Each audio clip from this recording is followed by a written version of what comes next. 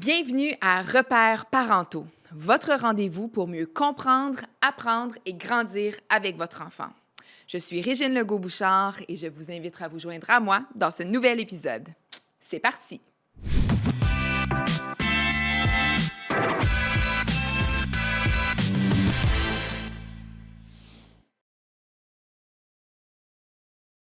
Alors, bonjour mesdames. Bonjour. Bonjour. Ça va bien ce matin? Oui, Très très bien, bien, merci. Oui, excellent. Alors, aujourd'hui, je suis accompagnée de Véronique Cloutier, Bonjour. qui est travailleuse sociale au Conseil des écoles publiques de l'Est de l'Ontario. Salut, ça va? Oui, merci, Oui. ça va très bien. Contente merci. d'être avec toi ce matin. Moi aussi. Excellent. On est accompagné de Marlène Dopner, qui est également travailleuse sociale au CPO. Ça va, Oui. Marlène? Très bien, merci. Merci de me recevoir. Ben, c'est tout le plaisir est pour nous. Alors, ce matin, on parle de préparation aux examens. Je pense que le temps est propice, là, ça s'en vient. Oui. Alors pourquoi est-ce que ce sujet-là est important pour nos parents? Oui, hein? Ben, souvent, les examens, là, c'est une grosse source de stress pour les élèves. Mhm. Et puis, ils vont avoir à passer à travers des examens pendant leur parcours scolaire, Oui. hein, tout au long de leur Oui. parcours scolaire. Donc, de vraiment être bien préparé, trouver des petits trucs là, pour réduire le stress, c'est quelque chose qui aide à passer ce moment un petit peu plus difficile là, Mhm. pour Ça certains rappelle des élèves. souvenirs, hein? Oui. On a tous passé par là. Exactement. Puis Ouais. certains d'entre nous, on a été à la dernière minute aussi pour... Procrastination 101, hein? Exactement. Donc, je pense qu'on va passer par cette première question-là. En fait, si on a un enfant qui est à la dernière minute pour faire son étude, sa préparation d'examen, qu'est-ce qu'on devrait faire? Oui, alors, ben, il y a deux clés qu'on peut utiliser. La première, c'est vraiment la planification. Hein, si on a une bonne planification, si on se fait un horaire, on risque d'être moins à la dernière minute. Donc, c'est bien, ça peut être un horaire comme sur l'ordinateur, un calendrier sur l'ordinateur, mais ça peut être aussi un horaire papier que j'aime beaucoup comme truc parce que c'est visuel, on peut le mettre à un endroit qu'on le voit bien. On s'en rappelle souvent de cette façon-là. Ça peut être aussi, on peut utiliser des codes de couleurs pour les différentes matières qu'on a étudiées. Bleu pour mathématiques, vert pour français, etc. Et puis là, si on le place dans notre calendrier, on voit, OK, j'ai un examen qui s'en vient, telle date, je vais avoir besoin de tant de jours pour étudier, diviser les modules que j'ai étudiés, puis là, on peut bien marquer sur notre calendrier là, quand vont être nos périodes d'études. Donc, c'est vraiment quelque chose qui va bien, là, une bonne planification, là, ça, c'est la clé numéro 1. Puis, je dirais que la deuxième chose, c'est de bien prioriser c'est quoi qui est important. Il y a différentes techniques qu'on peut utiliser là, pour la priorisation. Ça peut être qu'est-ce qui s'en vient le plus vite, là, Ouais. souvent. Là.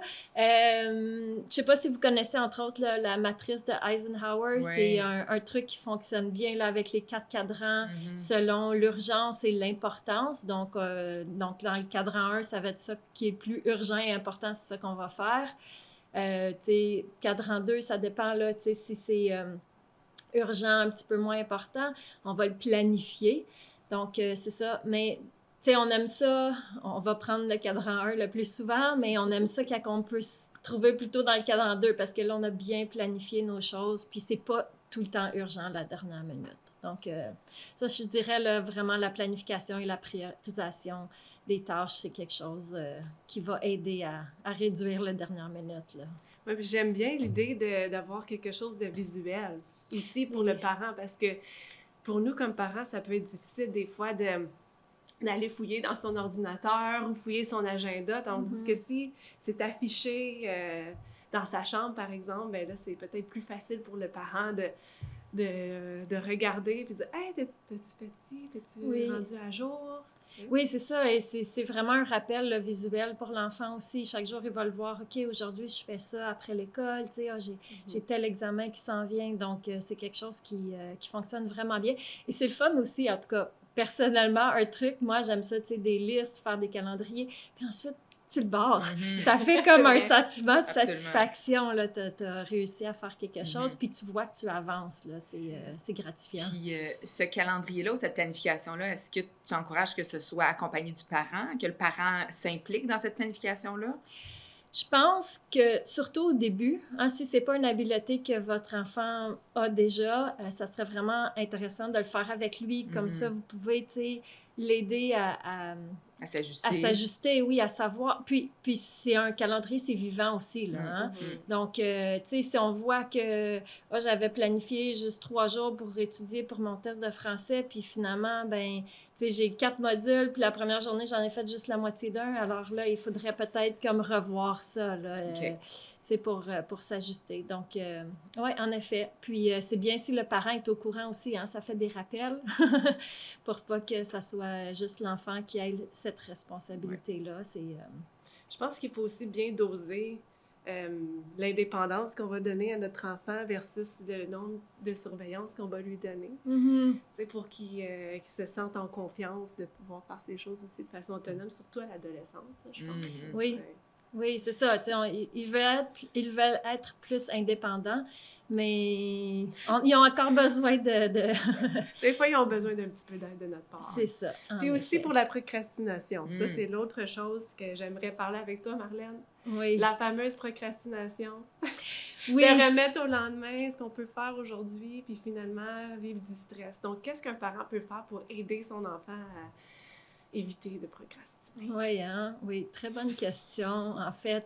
Ben, ça revient un petit peu avec la planification, hein, l'emploi du temps, d'avoir un emploi du temps qui est bien établi, qui n'est pas trop chargé non plus, hein, parce que souvent, la procrastination vient avec le fait que, tu sais, on a comme une montagne de choses à faire, puis on est découragé avant même de commencer, et puis là, ben, on va se trouver plein d'excuses D'autres pour raisons. comme... Oui, c'est ça, là, tu sais, c'est trop, là. Donc, avoir un bon emploi du temps qui est quand même bien défini, se mettre des objectifs bien définis aussi et réalistes. Mhm. Ça, c'est très important.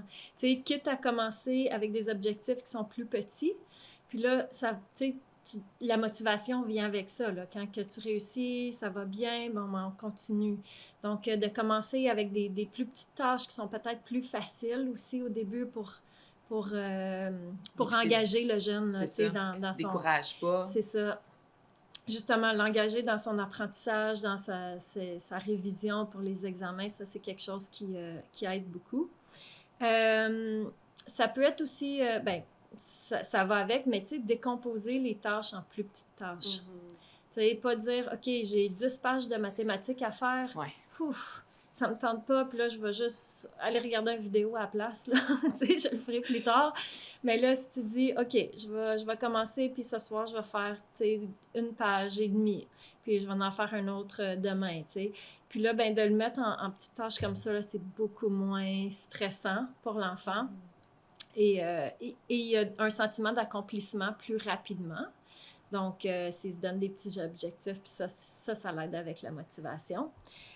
Une autre chose qui est vraiment importante là, pour réduire la procrastination, c'est éliminer les distractions. Ah ah. Mhm. Oui, parce que ça, c'est vraiment quelque chose qui... Puis là, quand je parle de distraction, ça peut être toutes sortes, mais je pense ce qui vient à l'idée rapidement, c'est un téléphone. Téléphone. Oui, hein? Ouais. Puis, si vous avez des ados, vous savez à quel point, tu sais, même comme adulte, là, on a des notifications régulièrement. Mais je travaille dans une école secondaire, j'ai 2 ados à la maison. Le nombre de notifications qu'ils reçoivent là, en 1 heure, beaucoup. là, c'est... Oui, c'est phénoménal. Donc, tu sais, si votre enfant essaie de se concentrer pour faire un travail, puis à chaque 2 minutes, ding, ding, ding, là, tu sais, même si... c'est pas urgent, je veux dire, c'est pas des notifications qui sont urgentes ou rien, là, mais tu sais, OK, je vais continuer, puis là, dans ta tête, quand même, tu vas penser, c'est quoi? Oui, c'était qui, tu sais? Alors là, ils vont regarder. Puis juste le fait de se tourner, de regarder, même si ça prend 30 secondes, ensuite revenir à la tâche, ça va te prendre quelques minutes pour te remettre C'est dedans, continuer, puis là, ça T'as le sonne temps encore. d'avoir un autre texto. C'est ça, oui, en effet. Donc, de vraiment, tu sais, mettre le téléphone sur silence, j'encourage même de le mettre dans une autre pièce. Oui, tout à fait. Pour vraiment éliminer, puis donner la chance, tu sais, de bien réussir, donner la chance à votre enfant de réussir à se concentrer comme il faut. C'est correct, là. Il va pouvoir voir les notifications après, il va pouvoir faire d'autres choses, puis il va sentir qu'il a bien fait ça. Sinon, on fait les choses à moitié tout le temps, là, ça, c'est pas un bon sentiment non plus. Mais est-ce qu'il va survivre? Est-ce qu'il va survivre à avoir un téléphone dans une autre pièce? Oui, ben je s'habitue, hein? Il faut qu'il s'habitue parce que le marché du travail aussi, c'est la même chose. Oui. Là, on le vit aussi dans nos équipes, tout ça. En tant que professionnel aussi, on est victime de tout ça. Là, donc, une bonne habitude très tôt, je pense que c'est une bonne chose. C'est ça. Ça s'apprend, hein? C'est une routine là, qui s'apprend. Puis, et ils vont voir aussi, tu sais, oui, au début, c'est un petit peu là, stressant pour eux autres s'ils ne l'ont pas à côté, mais ils vont voir aussi qu'ils réussissent mieux. Puis là, ça l'aide. Ça l'aide vraiment beaucoup. Ouais. Nous aussi, on devrait faire ça au travail. Oui, absolument. Merci pour le conseil. Oui, c'est ça. Hein? Alors, un autre bon truc pour la procrastination, c'est de se mettre dans une bonne ligne de pensée. Puis ça peut passer par la pleine conscience, faire quelques exercices de respiration avant de commencer pour vraiment, là, tu sais, se donner le pouvoir d'être bien concentré. De s'assurer qu'on a aussi... qu'on se sent bien, qu'on est prêt, qu'on a tout notre matériel. Ça l'aide vraiment beaucoup. Qu'on est dans un endroit calme. Comme j'ai dit, pas de distraction avec le téléphone, mais non plus, tu sais, peut-être pas dans la cuisine quand tout le monde est en train de faire la nourriture, passer, tu sais, c'est beaucoup de bruit. Donc, de trouver un endroit calme. Puis, ça peut être, tu sais, un endroit, c'est pas obligé d'être assis à un bureau sur une chaise, là. Vous pouvez être flexible puis laisser votre enfant étudier sur le divan, tu sais, même coucher à terre, tu sais. C'est correct d'être flexible, là. Ils ne sont pas assis dans une classe, un endroit où ils se sentent bien, où c'est vraiment calme, puis ils peuvent vraiment se concentrer. Puis finalement, bien, ça peut être aussi, un autre truc, ça pourrait être d'avoir un partenaire d'études. Hein? Des fois, ça nous motive un petit peu plus, là. Si on se dit, OK, on va se rencontrer à la bibliothèque, puis on va étudier pour notre examen d'histoire là, cet après-midi après l'école. Il faut par contre que les deux parties soient prêts à étudier. Hein, pour à la tâche. Oui, c'est ça. C'est pas pour aller jaser de différentes choses, mais ça peut aider aussi là, à vraiment se concentrer, à faire qu'est-ce qu'on a. Oui. OK, excellent. Puis, disons qu'on approche de la période des examens. Comment on fait pour garder notre enfant motivé? Oui. Oui. Faire face à son stress aussi, peut-être. Là. Oui, ben, il y a différentes choses qu'on peut faire pour qu'il soit motivé, justement. Je ne sais pas si vous connaissez la technique Pomodoro. Donc, c'est étudier 25 minutes, prendre un 5 minutes de pause. Parce que, tu sais, je veux dire, ils passent beaucoup de temps à l'école, les jeunes. Le cerveau est beaucoup sollicité. C'est pas toujours facile d'avoir la motivation le soir de continuer à étudier, mais de cette façon-là, c'est pas des périodes d'études qui sont trop longues, trop intenses, parce qu'on sait que si on étudie longtemps, à un certain moment, là, même si tu continues, là, le pourcentage qui rentre, c'est tellement faible. Donc, tu fais 25 minutes, tu prends un 5 minutes de pause, tu refais un autre 25 minutes, 5 minutes de pause, dépendamment de l'âge de l'enfant aussi. Là, tu peux faire ce cycle-là à plusieurs reprises. Là, c'est sûr que dans la pause, ton 5 minutes, j'encourage à faire une pause active, de se lever, bouger, aller prendre un peu d'eau, aller prendre une collation. Je dirais peut-être pas nécessairement le téléphone. Ouais. on ça se peut connaît. devenir 10-15 minutes aussi. C'est ça, hein, comme adulte, là, je vais chialer 2 minutes, puis là, oups, une demi-heure plus tard, on est encore dessus. Donc, d'essayer de trouver des choses. Ça peut être, je m'en vais jouer un instrument de musique pendant 5 minutes. Là, si jamais c'est vraiment le téléphone, mettez une minuterie. Une minuterie, oui, pour pouvoir l'arrêter. Puis le 25 minutes Pomodoro, c'est sans interruption, hein? Oui.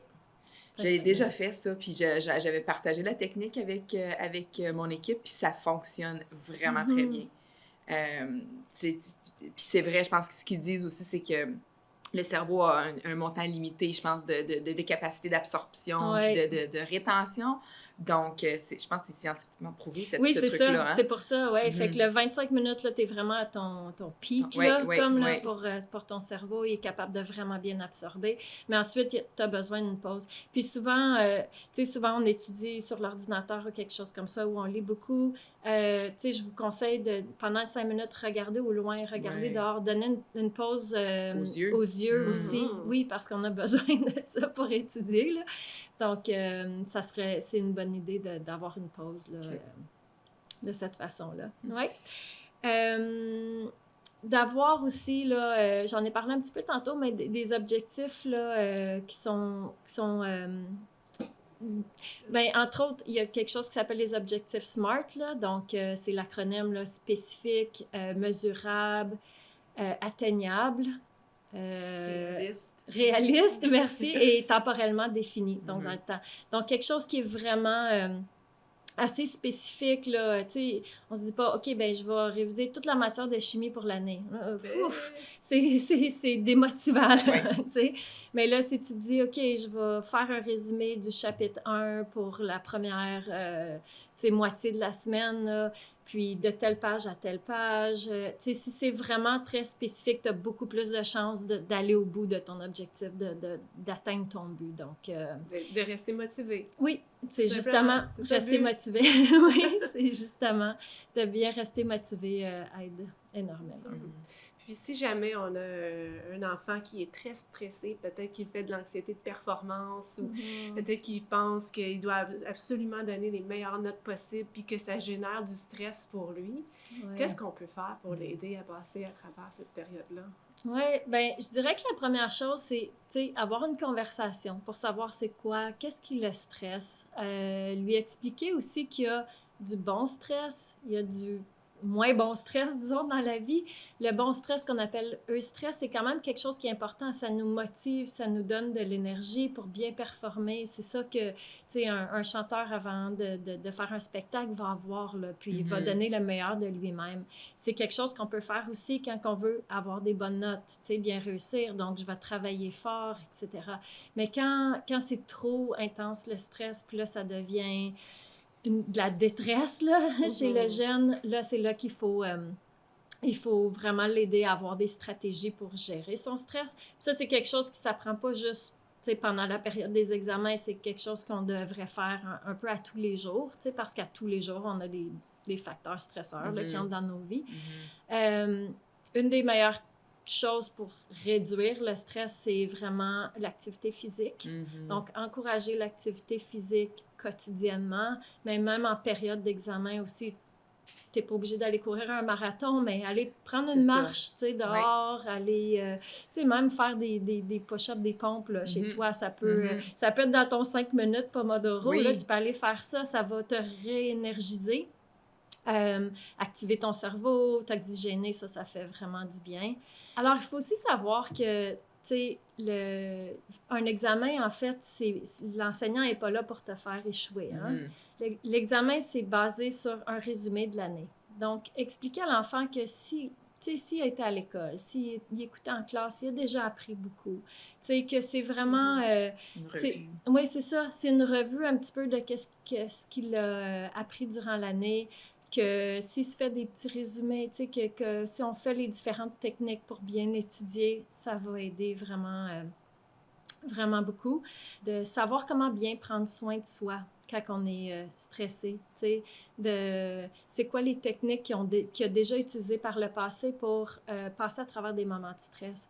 Même, tu sais, en tant que parent, vous pouvez lui expliquer, vous avez déjà été stressé dans la vie, c'est quoi vos techniques, vous, c'est quoi les stratégies que vous utilisez, tu sais, est-ce que c'est d'en parler à quelqu'un, un ami, est-ce que c'est, tu sais, bouger, dormir un peu plus, est-ce que c'est écrire, dessiner, tu sais, dessiner, ça fait du bien, jouer de la musique, écouter de la musique, aller marcher, ça peut être même passer du temps avec un animal de compagnie, Oui, ça fait réduire le stress aussi. Leur expliquer que le cerveau fonctionne mieux quand on se calme. Donc, Ouais. c'est pour ça que, tu sais, c'est pour ça que maintenant, là, on parle tellement de pleine conscience, des exercices de respiration, que c'est important, qu'avant l'examen, quand ils arrivent en classe, là, avant de recevoir leur copie, de faire une couple d'exercices de respiration pour vraiment bien se calmer, s'ancrer dans le moment présent, pour être... et aussi pour bien connecter son cerveau. Quand on est trop stressé, là, c'est le cerveau là, un petit peu reptilien qui embarque, là, puis là, c'est le système d'alarme là, qui part. Et puis ça fait qu'on est moins connecté avec tout ce qu'on a appris, là, la logique, la mémoire qu'on a. Donc, tu sais, puis ça peut être aussi simple que l'exercice de respiration en carré, là. Donc, on inspire, on tient, on expire, on retient. OK. Et puis, c'est facile à faire n'importe où, n'importe quand. C'est un petit truc que vous pouvez montrer à vos enfants qui aide vraiment à Bien, j'ai l'impression aussi que les enseignants démontrent un peu ça à un jeune âge en salle de classe, toutes les techniques de respiration puis d'autorégulation. Puis on dirait, en tout cas, moi, quand j'étais à l'école, on me montrait pas ça, mais j'ai l'impression, moi, mes enfants, on dirait qu'on leur a enseigné ça un petit peu plus. Fait que je trouve qu'ils ont une meilleure préparation, puis une meilleure conscience de soi, puis ils sont capables de se calmer, ils font des moments zen des fois en salle de classe, tu sais, je trouve ça le fun. Oui, bien, c'est ça, c'est de plus en plus enseigné parce qu'on voit à quel point là, c'est important de connaître ces techniques-là pour toute la vie. Hein? C'est pas juste pour la période des examens parce que n'importe quand dans la vie, on va passer des moments stressants. Donc, il faut avoir là, notre trousse d'outils avec plein d'outils pour se gérer à différents endroits. Tu sais, on va pas nécessairement faire les mêmes choses à la maison qu'on peut faire à l'école ou dans la voiture, ou etc. Donc, il y a vraiment différentes choses qu'on peut faire pour aider. Absolument. On avait une question par rapport aux techniques d'apprentissage, aux techniques d'études. Effectivement, Marlène, est-ce que tu peux ajouter quelles pourraient être des techniques d'études supplémentaires pour les examens ou autres? Oui, alors, il y a plein de différentes techniques qu'on peut utiliser et c'est vraiment, il faut les essayer pour voir c'est quoi qui va mieux avec la personnalité de votre enfant. Ça peut être, tu sais, de se faire des résumés, de retranscrire là, les informations importantes. Ça peut être aussi de le faire à voix haute, hein, de se pratiquer à voix haute avec l'information qu'on a. Ça peut être d'utiliser des petites flashcards là, pour, pour des concepts. Alors, il y a vraiment comme une multitude de différentes techniques que vous pouvez utiliser. Demandez à vos enfants aussi. Ils vont avoir des idées. OK, tu sais, tes mots de vocabulaire, comment est-ce qu'on peut les faire différentes ce soir? Moi, je me souviens avec mes enfants, là, quand ils étaient au primaire, là, des fois, je leur faisais écrire sur un tableau blanc. Puis là, ils pouvaient l'effacer à chaque fois. Des fois, c'était même avec les lettres du frigidaire. Ils m'écrivaient les mots. Oui, les petites lettres aimantées, c'est ça. Mais tu sais, pour rendre ça aussi ludique, tu sais, c'est beaucoup plus amusant comme ça, au lieu d'être juste assis devant un livre, puis là, lire. Il y en a qui aiment ça surligner. C'est vrai, oui. Oui, puis là, revenir là-dessus. Alors, il y a vraiment plein de choses, même s'enregistrer. Puis là, pouvoir réécouter qu'est-ce qu'on... Ouais. C'est tellement plus facile de nos jours aussi, s'enregistrer. Oui, puis tu sais, tu peux t'enregistrer puis demander qu'ils l'écrivent aussi. Il y a différentes façons. Donc, ça, c'est une bonne chose. Aussi, même des stratégies plus actives. Hein? Alors, leur demander Moi, je faisais ça avec mes enfants, les multiplications pour apprendre les tables de multiplication. Ils le faisaient en sautant, en faisant des jumping jacks. Wow! Oui! Deux pour un, ils sont en forme et ils étudient en même temps. Et savant. Oui, bien c'est ça. Mais tu sais, ça dépend de ton enfant aussi, là, de quelle sorte. Mais même être sur un vélo stationnaire pour étudier va encore 2 pour 1. Mais l'activité physique là, aide à l'activité cérébrale. Donc, c'est des bonnes façons. Puis, c'est important aussi d'avoir une récompense. sais, de récompenser quand on fait bien ça, quand on s'est fait un plan d'études, tu sais, c'est pas facile tout ça, mais qu'on a vraiment mis l'effort, ben peut-être à la fin de la semaine d'avoir une petite récompense. C'est pas obligé d'être quelque chose de monétaire, là. Donc, vos enfants n'ont pas besoin, vous n'avez pas besoin d'aller acheter un cadeau.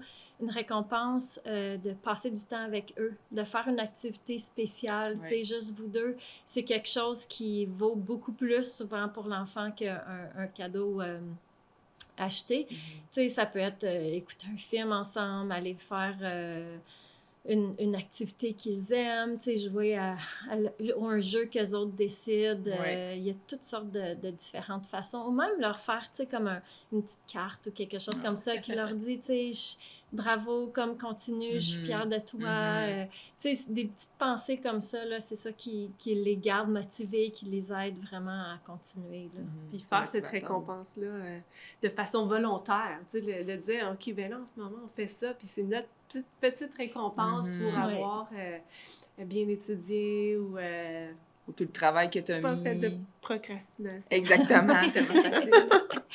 Oui, donc c'est ça, c'est des petites choses qui coûtent rien, puis puis je vous encourage de l'essayer. Essayez différentes façons, puis à mesure que vos enfants grandissent aussi, il y a différentes techniques qui vont se développer, là. C'est ça. Mais ça fait du bien aussi des fois de changer un petit peu là, notre façon d'étudier pour se garder motivé. Exactement. Super. Un gros merci. Ça me fait plaisir. Mais merci beaucoup, Marlène. Vraiment, merci beaucoup. Oui, absolument. Ça a été encore une fois extrêmement enrichissant.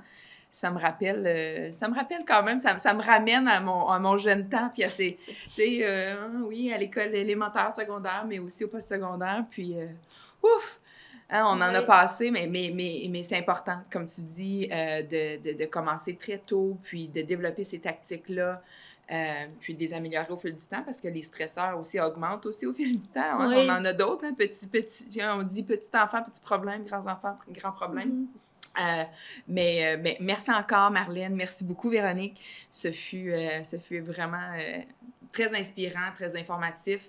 J'espère qu'on va avoir réussi à aider certains parents et enfants et élèves, apprenants, etc.